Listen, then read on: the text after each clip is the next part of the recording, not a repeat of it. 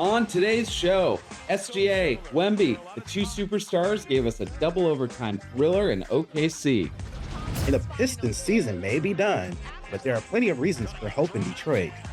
Coming up on Full Sail Live.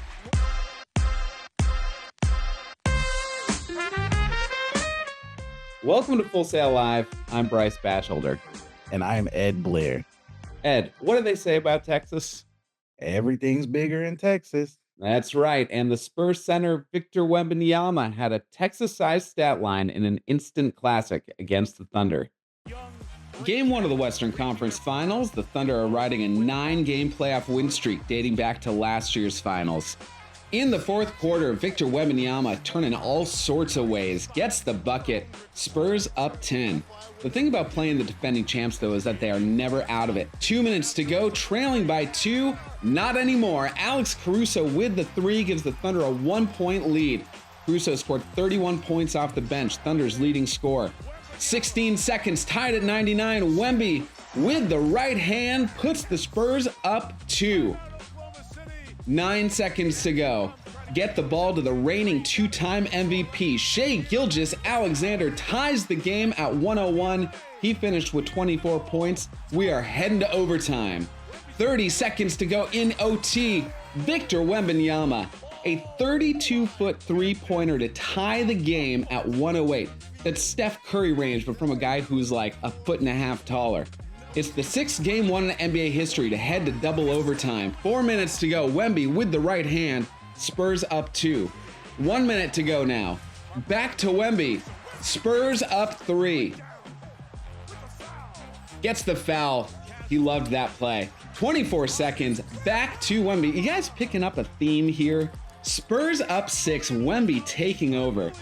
One last gasp for the Thunder to stay alive. Jalen Williams with the drive, and who else? Wemby gobbles up the shot. Spurs win it 122-115, steal home court advantage from the Thunder. Feels like there's a little extra something behind this game. We as a team are ready to go in any environment, in any place, against anybody. And even though we still got a lot to learn, our effort should be over anybody else's, and tonight we were relentless.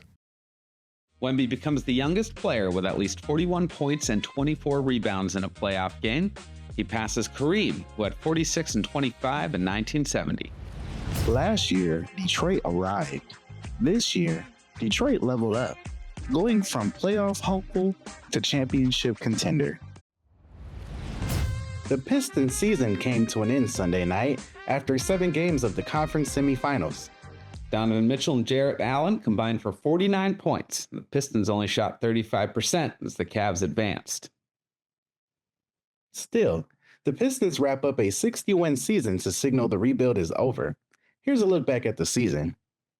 The Detroit Pistons entered the 2025-26 season looking to build on last year's breakthrough.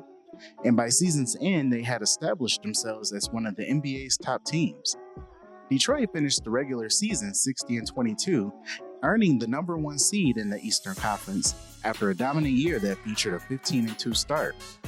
They had statement wins over contenders and one of the league's best home records. Cade Cunningham led the charge as Detroit's superstar, while Jalen Duren continued his rise as a force in the paint. In the playoffs, Detroit faced adversity early.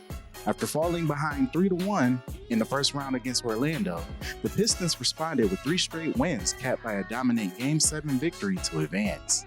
In the Eastern Conference semifinals, Detroit jumped out to a 2-0 series lead over Cleveland, but the Cavaliers battled back.